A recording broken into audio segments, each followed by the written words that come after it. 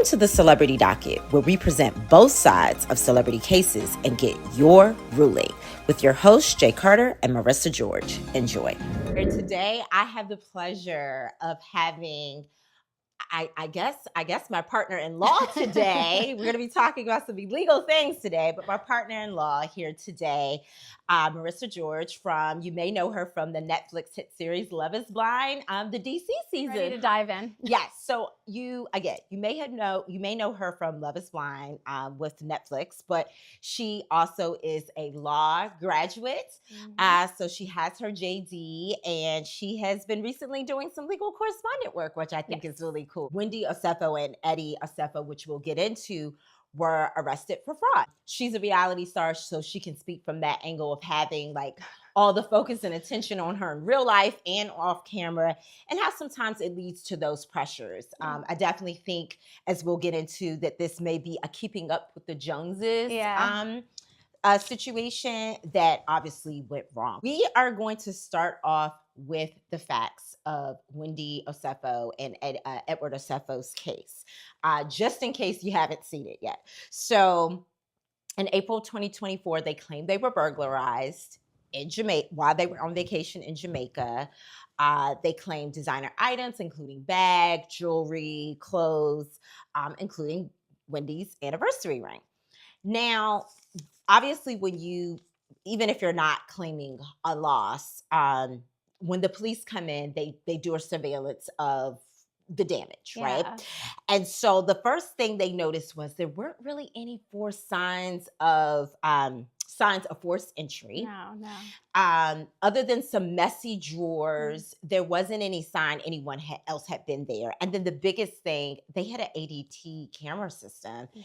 No motion at all on the cameras. And so while all this is being collected, right, by investigators and things like that, they filed 3 insurance policy claims. The first one was travelers insurance, where they were ultimately paid $25,000, including $4,500 for Wendy's ring. Also, home site insurance, they claimed a $450,000 loss that was ultimately denied. We'll get to that in a second. And then jewelers insurance, they claimed some items stolen there as well. And again, that claim was not separately paid from what they had already received, including Wendy's ring with travelers. So ultimately, they did 3 claims, but they ultimately only received $25,000. That's it, which makes this even sadder, because if, again, allegedly all this is true and you did commit fraud, you ultimately only got $25K. You didn't even get what you really wanted to get, which was probably that $450,000. It was like, was it worth it? I don't know. I don't know. I don't think so. I don't know. Right. So these were the initial facts, right? We got the complaint, and then we were like, okay, let's dig, because there's probably even more to just them filing 3 insurance claims, where if you do file insurance, you actually have to tell the other policies. You can't tell one and not the other. Yeah. And at first I thought that was it. I was like, okay, that's not that bad. Yeah, I was like, okay, well, they didn't tell the other ones. That's like, it's not good, but it doesn't seem sinister. Mm-hmm. It doesn't seem criminal, right? No. And then they reveal a couple other things. So we have the social media slip up, the ring scene that they claimed, her anniversary ring, or the engagement ring that they claimed on one of the policies, was seen in a social media post. Yeah. I mean, how do you do that? Like, okay. Yes. So no words. So we're gonna roll some footage and show you the ring. Detectives discovered Mrs. Osefo had posted photos on social media wearing jewelry that matched items she had reported stolen, specifically a diamond anniversary band.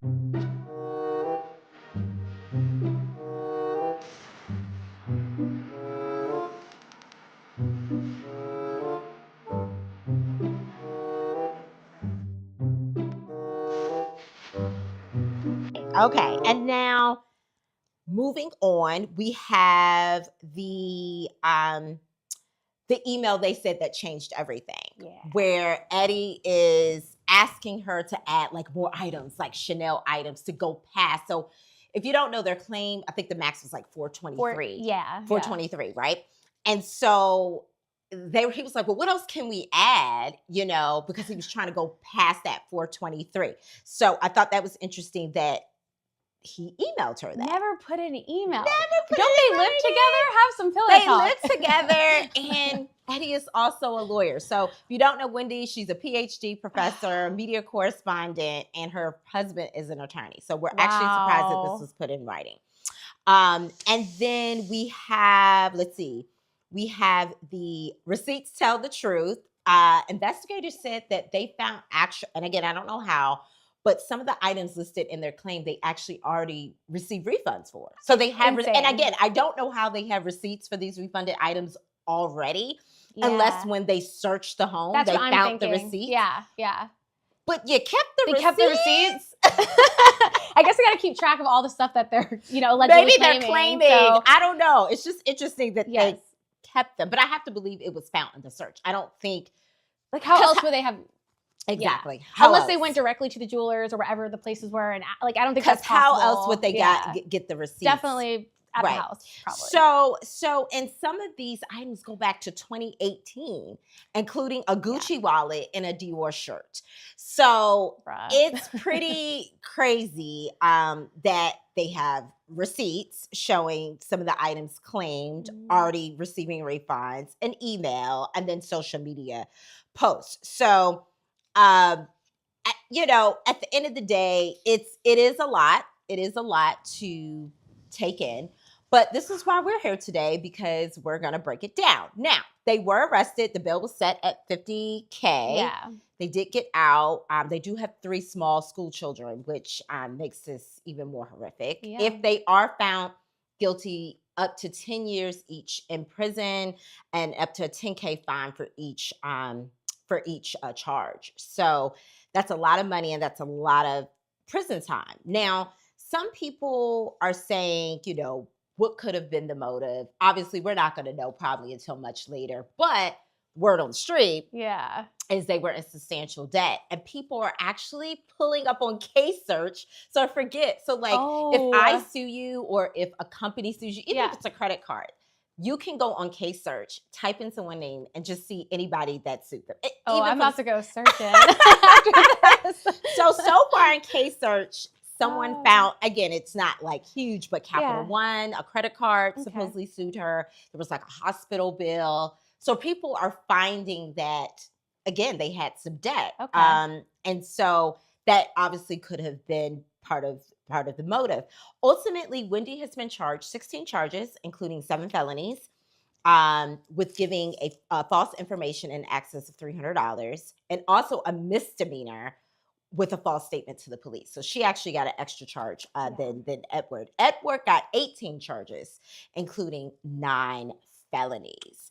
So those are all the facts. So if you didn't know it, that was just our quick rundown of the facts. Now we're going to get to In My Opinion segment. Okay, In My Opinion. So Marissa, tell me, when you first even saw it come down, you probably were scrolling on something and you saw it, or maybe someone texted you. What was your first reaction to this? Okay, first reaction, hearing about this, I was like, yet again, another housewife down. I mean, this is not the first couple or housewife reality star that we've seen get in trouble for some type of fraud or some type of legal matter. So I was like, a little shocked, but not so much. I was just like, okay. And Potomac, I feel like, has had some issues over recently legally. So I feel that. Yes, because Karen, with her, I think it was like her 4th or 5th DUI. Yes. I think she got like a year in prison, but I think she ended up only serving 6 months. Yeah. She actually just was released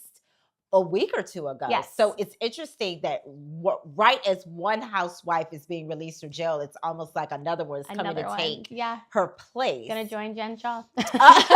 Which we'll get to. Because we're going to compare it against some other fraud cases in Real Housewife history. So I think I was just like not too shocked. Obviously sad. Like you don't want to see a successful Black couple who are so educated sit here and commit, allegedly commit such crimes and be torn up in the media as they are right now. But Mhm. I mean, if you're a Housewives person, I think that Wendy is a bit boastful, and Mhm. keeping up with the Joneses is such a huge issue with the Housewives. So Mhm. honestly, the franchise might need to switch how they're Mhm. doing things, because this seems to be a common issue. Yeah. Yeah, I was gonna say either, because we just quickly went over with the audience like Yeah. all the facts, right? So you're thinking in your mind, well, I'm thinking in my mind, this is an attorney, a licensed attorney who has a license that me and Marissa all know. Once you get your license, you don't want it to ever be taken away from you. Never. At any cost, because you go through so much to get it. Yeah. So I'm like, you have a lawyer with a license. Mhm. And like you said, she's very boastful about her, I think it's 4 degrees, if I'm Yeah, she has correct. a lot of degrees. A I lot don't of even know how degrees. I many. think at least 4. Wendy, you can correct me. She needs some. She might need some more. Yeah, but she has many degrees, including a PhD. This is why she goes by Yeah. Dr. Wendy. Yeah. And so I'm like, oh no, there's just no way. Like literally, as soon as I pulled it up on TMZ, I was like, this can't be right. But then I Really? was like, but why would TMZ post something that's not true? Yeah. So then I was like, okay, well, there has to be some truth to it. TMZ wouldn't post it. And then I went on this rabbit hole. Yes. I went on this rabbit hole of, he sent her an email. The email thing was actually insane because, again, he's an attorney. I don't think you need to be an attorney to know not to put things in writing, but do not put it in writing. Like, Never put anything in writing. that's like the number one. That's like the number one thing. Yeah. And that's why, to me, I was like, either they were like, this is either a case of they were really desperate Mhm. and Yeah. they were keeping up with the Joneses, right? Because they were desperate to keep a certain lifestyle and things like that, and also get out of whatever debt they were in. Yeah. Or this is just a complete mix-up, and they're gonna have some sort of amazing defense, which in a few seconds I'm going to try to come up with a really creative, a very creative defense as to why the claims were filed the way they were filed. So I don't know. I don't know how this is going to shake out. Obviously, any trial would be before this year. I mean, we're in 2025. So Yes. any trial wouldn't be before 2026, meaning even if they were found guilty, the cameras are going to be rolling. Well, that's what I'm then. wondering. I'm like, are the cameras actually going to roll? Yes. She's going to keep this on camera so she gets paid. The word on the street, Okay. in Giselle's word, the word on the street. Is Giselle's word means a lot. Yes. The cameras picked back up. Oh, okay. The cameras picked back up because they're not usually filming right now. Yeah, but when they have scandal. Yeah, they picked the It's cameras time. back up. Yeah. So they picked the cameras back up Okay. to cover, them being arrested and released. But yeah, they're gonna film again through the end of this, however this shakes out. So even if they're found guilty, they're not going to be found guilty before next year, meaning they probably would even go to prison before next year. Gosh, So no, it's probably gonna not be now. it's gonna be a while before we see the shakeout of this. But in the meantime, we are gonna act out for you. We're gonna do the make the case segment now. Yes. Because we are going to use our law degrees and our legal analysis to give you just a little preview into what the prosecution will stand on in terms of their strongest points, in this case against Wendy and Eddie. Very strong. and Marissa's going to be the prosecution. Yes. I took one for the team and decided to do the defense. I'm so happy because when we were talking about it, like we were texting before, I said, oh, maybe I'll just do the defense. I'll just come up with something creative. Like, I don't know. And then I was like, yeah, no, I think it's easier. I'll let the seasoned attorney do that. Yeah. So we're gonna now play Make the Case segment where we again have each side, we make each side. And Marissa is going to do the prosecution and I am going to do the defense. So I guess we can start off with the obvious, the ring allegedly being posted on social media. What is the prosecution's argument? Well, prosecution is easily going to be able to argue that, well, okay, I'll take this back. That was too definitive. Likely, the prosecution will likely argue that, that ring was yet just another one of the items that were falsely claimed. I mean, there's there's evidence on the social media that she was wearing the ring. Mm-hmm. There's obviously going to be some arguments I'm sure you're going to have that the ring could be an old photo or she could have bought a new ring, whatever. Right. But I think ultimately, in the context of what else they found when they did the search warrant, not only is the ring found on social media, they searched the house and found 15 other items that Were were already also claimed. already claimed. And so you add that, I just think, It's going to be hard to convince. Hard to Okay. convince. So So the defense, as Marissa kind of gave you a hint to what my defense would Sorry be. about that. The defense is going to be that the photos that were posted after April 2024 with her wearing the ring were what we call later posts. When you post it, see, I don't post in real time. Yeah. A lot of people don't. I really don't post I rarely post in real time. So she could argue that these pictures were taken before they were stolen, and she just posted them late. So that's one argument. But then I know there's this metadata thing, especially with iPhones and photos, where you can actually tell when it was really taken. So we'll see on that. And then, go ahead. I have to add, I did remember reading that as far as the ring, I think on one of the claims, they don't claim that they don't claim the ring at all. And then they go back and they add it later. Oh, I think they amend the claim. They amend the claim. Okay. Or in like at least two of the claims it is claimed and one of the claims it's not. So I think that will also play a role. Prosecution will, likely be able to use that as well. Almost saying like, so did you just think to just add it? throw it on there? Yeah. Right. Because I think initially she says like, I can't remember the details, but pretty much it looks like she claimed it and then didn't claim it or vice versa. Okay. Yeah. Okay. So in addition to maybe not posting in real time, my other defense for Wendy is that she just bought the ring again. She loved the ring so much that she bought it again. It's her diamond anniversary ring. Do we really think so? I mean, if you really love something, let's just say it hadn't been stolen. It was lost. Okay. People have done repeat purchases of things that they really, and because this is a sentimental item, I think there's an argument. Now, Wendy, if I make this argument for you, you better have a receipt or a witness that you rebought the ring. If again, this is she might have a receipt for the refund. Oh Lord. She might have a refund receipt. I don't know. Lord, I know. Okay, so that leads us to our next next item. What is the prosecution's argument about refunds for the items? Well, look, the prosecution has evidence that there are items that were claimed on the insurance, or the insurance was claimed. Jesus, I need to start there. The prosecution's going to be able to show that, they found items that were returned years in advance and that were then later claimed, during this home invasion. So I think it's pretty hard evidence. I don't know if there's any argument really that with the refund. Well, again, you maybe had refunds for those items, but if I did a repeat purchase, that means there may be a second receipt to show, you know what? I really like that Gucci wallet. What jury is falling for this? Look, $20,000 worth of refunds from a Gucci shirt from years ago. And wait, I think it's a Gucci wallet and a Dior shirt. Gucci wallet, Dior shirt. Yes. And that was included in the $20K of items they said that they already had refund receipts for. So from like 2018, right? Well, at least one of them was for 2018. Yeah. So again, I think you got to stick with, we love these items so much that we just bought them again. And maybe later we decided, you know what? Let's just get a refund. We don't really need these items. We are in debt. Let's liquidate. So you're going to have to make the argument. Not only did you buy the items again, but then you receive a refund for the second time you bought them. Not the first time. Yes. So that's the argument. Wendy and Eddie, I hope you're listening, because these are you might want to hire. These are some good arguments. Now, you gotta have the receipts to support what I'm saying, but these are the arguments. Okay, and then let's see. Motion cameras. Yes. Prosecution. Okay. ADT cameras. What is the likely argument of the prosecution for the ADT cameras? Prosecution's likely going to argue that while the family was away from home, the ADT cameras were up and working, and there was no suspicious activity. They did not detect anything in the home. Okay. I'm sure you're gonna. I see an argument on her face. And so I think it's I love it. So no motion detected. I can honestly see, this is why I think I wanted to the fence, because I can poke a hole. But there's evidence there that nothing could be shown there. And I think if they have other evidence that the cameras actually worked, it would be in their favor. Okay.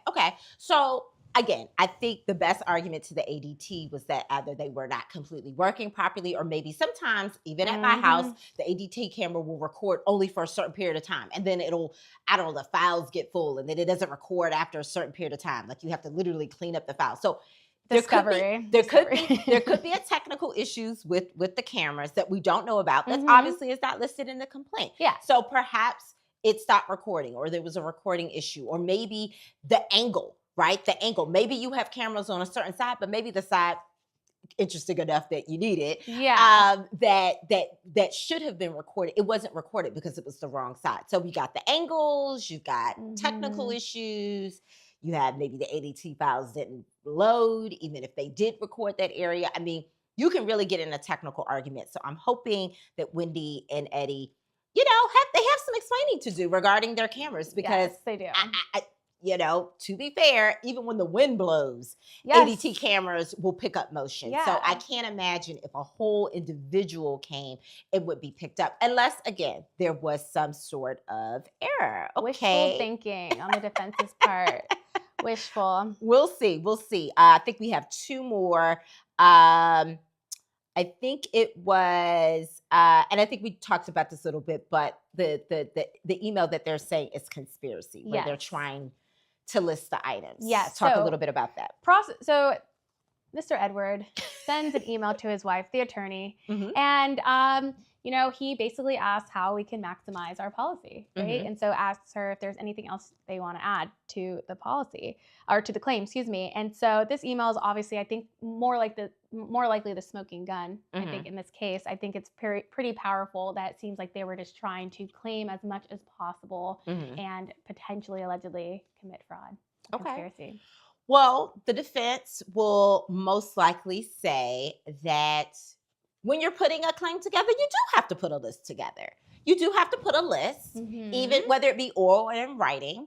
And he was simply doing his due diligence in terms of making sure every item was listed. Because imagine trying to, if allegedly your home is really ransacked, you are trying to think of like everything that could be missing. That email could just be evidence of his due diligence of making sure, okay, we're going to put the claims in. We have to list everything. So I think he mentioned, what about your Chanel shoes? He was asking her about certain items. One could argue that seems sinister, like, oh, you're just trying to pile up the claim because it's not true. But one could argue on the other side that he was just being diligent. You could He argue wanted to make sure that whatever they reporting was exhausted, and that actually supports going back to what you said about them circling back, right? Yes. Because if you put a claim in, you're like, oh, no, we forgot this, then of course you're going to go back and amend your complaint. An argument can be made that that's not sinister. It's just him being diligent. Absolutely. I read it completely different. It sounded, the way I interpreted the words were, anything else you want to add, honey? I want to maximize this policy. Yes, the policy was 423. So they were Yes. trying to go past it. I think ultimately they claimed 450. Yes. So they didn't receive anything from it. And so that in short would be most likely most of the arguments. I think prosecution versus defense would have to kind of go back and forth with in terms of making the case. I think it's not as clear cut. You laid out a pretty good defense. So if you want to hire her, where she's at. I think there are some holes they can poke in this case. And like I said, they I think that the one more. There's a fifth one. Make the case of why so many policies. Why so many policies? Yes. And then even if you're going to have, because you have policies for different things, why not tell each of the policies speak a little bit about that? Because that was kind of the first thing that surfaced. Yeah. So the failure to disclose their claims to the other policy agencies. So, why didn't they do that? I don't know. I mean, I think prosecution will be able to argue that they are, this honestly adds evidence to the fact that they were trying to mislead, purposely disclose or not disclose their claims, and just try to maximize all amount of money they can Now, get. I will say, if there is a really, really strong claim that's probably not going to be too much debated, it's probably going to be that one. Yes. The other ones, it's like, oh, we repurchased things. Oh, we were just being diligent. Oh, you can kind of come up with these other arguments, but again, it's common knowledge though. Well, okay. So that's what I was getting ready to say. Here's something legal beagles that most people don't want to hear. Ignorance is not a defense to the It's- law, but they are going to probably claim Mhm. ignorance. They're going to say, Yeah. oh, we didn't know we had to disclose. We purposely did jewelry for jewelry and travel because we were traveling. And Yes. we thought we had the right to make these 3 different claims. And we had no idea that we couldn't do a cross claim. Yeah. They are going to claim ignorance. But here's also the problem with ignorance. Not only is it not usually a defense to crimes, but it could be a defense. Okay, so fraud, just really quickly. With fraud, because this is a fraud case, you have to have the mens rea. Yes. Okay. The So the mental mens rea is intention. your mental state. Mhm. So typically in fraud cases, if prosecutors, i.e. Marissa, in this case, cannot prove that they really had the intent to conceal or deceive. Yeah. If it really is just like, okay, you guys are just stupid, like you just really didn't know, Yeah. or, then it's not fraud, it's a mistake. And Yes. you cannot put people in jail for mistakes. You Yeah. can put people in jail for the intent to deceive them. Yes. And the intent to conceal. Yes, that's all fraud.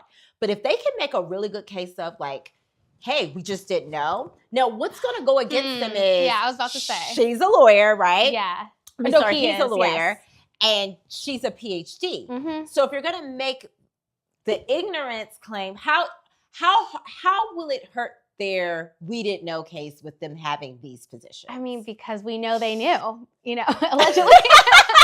Hot take. No, I mean, I think where there's an issue with that is that they weren't just claiming, oh, we use our travel policy for this one item, and then for this item we use it for this item, this policy. They tried to claim all the items amongst most of the policy. So I think that also would hurt them. Is like there was some intent there, right, to defraud. Okay, you're just feeling like as much as they're going to try to claim ignorance to get from under the mens rea fraud, I'm sure they'll try. There's too much evidence of intent Yes. to overcome the ignorance. Yes. Okay. Intent over ignorance. I love alliteration. I love the way she talks. Intent over alliteration. Okay. So thank you for playing Make the Case segment. Look at you. You can be a prosecutor. Look at her. She's my first time being a prosecutor, guys. You did a great job. Thank okay. you. So we're going to close out with the housewife curse segment, and then our verdict segment, what we think is most likely to happen. Again, based on what we know, because I'm sure there's going to be more to come out. So let's do the housewife curse segment. Okay. So we know that this is not the first time a housewife, unfortunately, has been found guilty of fraud. We have, you have to correct my pronunciation. I know it's Teresa. Is it Giudice? Giudice. Okay, Teresa. Yes. Okay, I got it. You were good. Okay, you were good. Teresa Giudice, and then we have Shah. Mm-hmm. Teresa is from Real Housewives of New Jersey. Absolutely one of the best franchises out there. And then we have Shah from Salt Lake, Real Housewives of Salt Lake. We are going to quickly compare the facts of these fraud cases to Wendy's case and how they're similar and how they're different. And then also just talk about the time that they actually ultimately got, because that may give us an indication of what maybe Wendy will get. We know Wendy will get up to 10 years if found guilty. Yeah. So we're going to start with Marissa doing Teresa's, Giudice's fraud case. What did that entail? So Teresa and her husband were both convicted of mail, wire, and bankruptcy fraud in 2014. Mm-hmm. So their mail and wire fraud was they were putting in false claims to receive loans and mortgages, and they submitted false documentation saying that she was employed at a certain place and was making a certain amount of money, and that was false, and she was able to receive money based off those false documents. And then as far as the bankruptcy fraud, Teresa and her husband hid assets and concealed their businesses and income while they went to the bankruptcy court. So they tried to file for bankruptcy and then try to hide a lot of stuff from the bankruptcy court.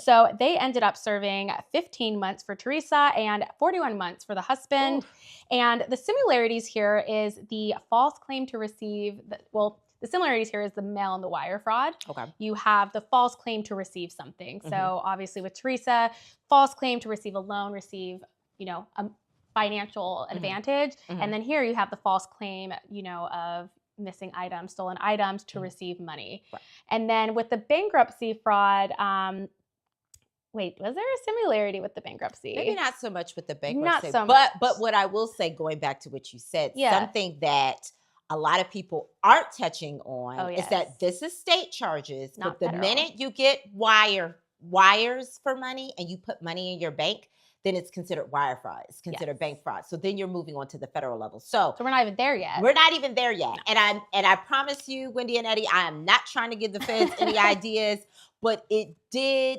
spark the lawyer in me. It sparked something in my mind. I was like, I think the state is the least of their worries. Yeah. Because state time is not the same thing as federal time, as our brother Sean Diddy Combs knows. State and federal time are two different things, and the prisons are different too. Very different. So I do think the most common thing there is they wire through wire into the accounts. Remember, they claim that 450 never got it, but guess what they did get? They got the 25K. They got the 25K. And it was wired and it was in their account. So that's bank fraud, that's wire fraud. Yes, they have potential Fed charges here, Wendy and Eddie. And I think that is what is the most similar about that, in addition to just making false statements in exchange for something. Yes. And a husband and wife duo. I think that's what sticks out. And it's funny you said something like, what about pillow talk? Can you can you discuss maybe this is a good idea, maybe this is a bad idea? When did they, again, allegedly come to the conclusion that this was a good idea? Can you talk more about when you're a reality star, right? Yeah. You're on a hit show, you're on Netflix, and then you kind of come back to your real life and people see how you're living and they see what you're doing and you're dressing. What do you think this pressure of being on TV, again, may have allegedly trickled down into their real lives? Oh, it's definitely a real thing. My show, as big as it is, not as recurring like the Real Housewives, where they really have to keep up with this image of how the franchise started. Really rich wives having, a good time and drama. And I think even for me coming out of my show, it was it's still to this day hard to, admit, oh my gosh, I'm actually broke this month. Or, I'm struggling because, I'm waiting for brand deals to pay me and they aren't paying me in time. Or, everyone thinks influencers and reality stars make a lot more money than they actually do. So I think, I think we're at the time, it's 2025. I feel like people are starting to be more honest about where they're at in life and their finances. But these housewives are a little bit more old school. And I think ultimately, it's a hard thing. They're surrounded by money. They're, and all of them are kind of living, pretending like they have more money than they probably do. Living beyond their means, as they say. So I definitely think a little of that has, if not a lot, trickled down into whatever ultimately happened with them. And no, I appreciate your perspective and keeping it real. I mean, you're almost as good as your last show. I mean, reality stars are you're almost like actresses. Yeah, especially if you're doing it for the most part more full time than other work. Then you're really only good as your last show, and you're looking for that next opportunity or that last deal or the next deal, the next brand. And so it's a hustle for sure. It's not like, oh, I'm an influencer, reality star, I am now got everything made. It's like, no. Nope. You still have to present yourself certain way and hustle. Yes. No, absolutely. Well, then we move on over to Salt Lake City, Utah, which I always thought was a strange place to have the Real Housewives. But then you see how luxurious that they live. It's so good. There's so many rich people that live in Salt Lake City. Who would know? So, Mormons. Yeah. So Jen Shah, who was one of my faves from the franchise, not allegedly, because I guess they proved it. So from 2012 to 2021, the prosecutor said that she schemed to defraud persons of business services, in particular people that were elderly that could fall for it. And what are these business services? She would claim to design your website or do tax preparation, just things that you needed for your business. And so she would work with companies to collect people's contact information, which that part I don't think is illegal. You can actually buy lists of names and emails to market to people, the leads, right? So she would take these leads, but she would make sure she would focus on leads with, again, people that would fall for it, people that were elderly that would fall for essentially you selling them over the phone or Mhm. over email website preparation, design or tax preparation. So anyway, her fraud range from telemarketing to corporate fraud to tax fraud to even stock market manipulation. She ended up forfeiting $6.5 million, paying a fine of $6.6 million, and forfeiting over 100 luxury items. Some of those counterfeit luxury items, but I'll just say luxury items. And she was sentenced to 6.5 years. And supposedly, I think so far she's only served maybe 2 and some change, and she may be getting out this year or next year. So a lot of housewives are coming home and not serving their full sentences. So let's see, Jen had 6.5, and then how many years did you say Teresa got? Teresa got 15 months. Oh, so a year and a half. So we're looking, okay, so if we Yeah. look at the average is about 2 or 3 years when it comes to fraud and Real Housewife cases. So we'll see if, again, Wendy is actually found guilty, because up until this point, you're innocent until proven guilty in this country. If she's actually found guilty, if she falls within that 1 to 3 year range. Now, in terms of how Wendy's case is similar, they said the biggest thing with Jen was like her means to conceal. Sometimes she would ask for cash payments. She would ask people to lie. So in this case, I feel like the husband and wife were basically covering for each other. They made sure their statements were the same. Wendy even gave an additional statement to police that she is facing a misdemeanor charge for. So they were concealing because they, again, allegedly had not had a robbery and claimed that they had. And so they were covering for each other. So there's a lot of concealment here. Also, again, you're making fraudulent statements to receive something. So in this case, Jen received money for services that they weren't going to, these mostly elderly people would never get. And Wendy and Eddie were making false statements for money for insurance policies. So there are some similarities there. And obviously, in this case, though, it was just Jen. Thank God. I think his name is Coach. I forget his name. Coach something. Coach.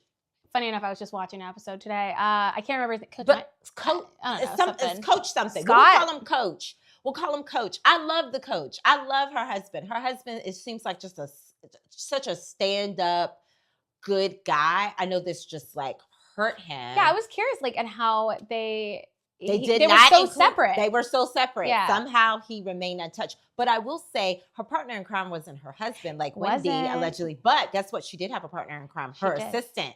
Her assistant. So it is similar where it was a two-person scheme. So there are some similarities there. She didn't use her husband. She almost used her work husband. And she used her assistant. I think the assistant ended up like they were on the same page, and then he pleaded and if I'll be honest, if the assistant hadn't broken down, Jen may have been able to get away with this because he is what stuck the nail in the coffin. So speaking of which, it should be interesting. Are Wendy and Eddie going to turn on each other? I've thought about this, and I was going to ask that. I was like, what do you think? Because I do feel like, Teresa and I think her husband, I can never remember his. Right. I think it's Joe. Joe. Yeah, yes, Joe. It's Joe. Teresa and Joe, I think they went their separate ways at one point. And he got deported because he wasn't. That's another thing. People are like, we hope that Wendy, because they're Nigerian. Right. But I think they were both born here. And I pray to God that they are, because if they were not born here, that it's also an excuse in our administration to get you deported back. So, Joe was deported on top of being a part of the scheme. But I think at some point they may have kind of turned on each other a little bit. Eventually. I mean, I'm not sure. It was such a long time ago. But I am very curious to see if these two will stick it out together and just stick to the story. Stick to the story. Stick to the plan. Yes, we have another year and some change to see if they stick it through. So yes, thank you for playing Housewife Curse segment. We're gonna close out with the verdict. Okay, we're gonna do our verdict segment. Now, again, we've got a lot of evidence. Even now, I'm looking at my cards like, oh, Lord. You had some really good defense arguments, okay? So. I do. But I am also looking at, what has been presented. And just as a reminder, it's 16 charges, including 7 felonies. And then he has, I think, 18 charges, including. Okay. And so the main thing they're being charged with is, so keyword, giving false information in excess of $300. So they're not going to be able to debate this. Everything is over $300. We know that, Right. So where do you land with them being able to potentially prove their innocence about giving the false information. In Wendy's case, giving the false statement to the police, because again, it's false information and false statements. Where do you think they're gonna land? Most likely, again, based on what we know, more could come out. Based on what we know as far as the false statements, I think it's highly likely that they'll be found guilty on that one. I think it's more likely than not for them to be found guilty. I'm not sure what the false statement was that Wendy did separately to the police, right? But I definitely, and I have a feeling it's probably because she's the one that so when you file a false police report, so he probably didn't call the police and give the statement, so that's why he's probably not getting that extra. So he saved himself a charge by not actually but if she called it in, then that's why it's a separate thing. So I don't know if there's enough evidence yet. I think that we would need to get some more information, but I would say probably more likely than not. Okay, so I'm gonna be the law school teacher on you. So I love this. As we know in criminal law, legal beagles, it's not more likely than not. It is beyond a reasonable doubt. Beyond a reasonable doubt. And I think that is where they could have some saving grace. Yes. It's not so much that, hot take, I don't think they did or didn't do it, right? Yeah. It doesn't matter. It doesn't matter whether I actually think Wendy and Eddie did it, right? It does not matter. Standard. It's will the jury find it beyond a reasonable doubt? And so the best defense lawyers, this is what they do. Okay. They know they have a weak case. So what they do is they just poke holes to create enough reasonable doubt to say, well, even if you it's not kind of think they're guilty. Oh, more likely than not, you think you're guilty. No. Do you find them beyond reasonable doubt? Do you find that they, in their mind, were they giving false information at the time? Even when she filed that police report and make the statement, in her mind, if she comes home and her drawers are open and it looks like could you really say she's giving a false statement if she really saw things that were misarranged? Again, can you prove that beyond a reasonable doubt? And that is going to be the standard. That is what they'll have to make in order to make the case and get their potential verdict. So we shall see. Hopefully you learned something today. We went over a lot. Okay. If you're in a criminal law case or you're just a true crime series junkie, hopefully this episode did it for you. Our Real Housewives of Fraud edition. Before we wrap up, Marissa, tell the audience, I know there's some things that you'll be on pretty soon. I know you can't completely talk about just yet, but there's some more TV things going on. Is there anything else you want to tell the audience about you? God, I don't know. I mean, I feel like I've shared so much of my life on Love is Blind. Like, play the tape, roll the tape. Like, what do you guys want to know? I'll just tell you, I guess. I don't know. I do have exciting projects coming up that I'm really excited, and this was also a really great opportunity to be around A Legal Mind. It was really cool just to hear you break down, the analysis. It was Iraq for sure. Yes. Issue rule, application conclusion. Yes, I was like, you know what? I was tracking. I was like, I need to get better at that. So this was great. I nothing really to share other than to keep an eye out for me and. Hopefully we'll do more of this. And she's also doing, if you're in the DC area, local news. Yeah. Yes, good. Thank you. Yes. I never know how to talk myself up. So I do go on to Fox 5 DC and I do the Do You Like It or Not segment at 7:30 p.m. It's every day, but I've gone on Tuesdays and Thursdays. And are you Risa George everywhere? I'm not, unfortunately. It was taken. It was taken. Okay, so what are you on Instagram? What are you on TikTok? On Instagram, I'm rissa.george. And then on TikTok, I am official_Marissa G. Okay. And then my YouTube, I know I should know it, and I don't. I think it's like Marissa G unscripted. But if you put Marissa George, it'll come up. Check out her upcoming shows. Check her on Like It or Not on Fox 5. I also sometimes do Celebrity Dish for Fox 5. So shout out to Fox 5. This has been Real Housewives of Fraud edition. Thank you so much for joining us. And good luck, Wendy and Eddie. We will definitely follow your case. Until next time, take care, everyone. Thank you for listening to the Celebrity Docket. Follow and comment on our show across all platforms. And join us on social media @Celebrity Docket. Until next time, take care.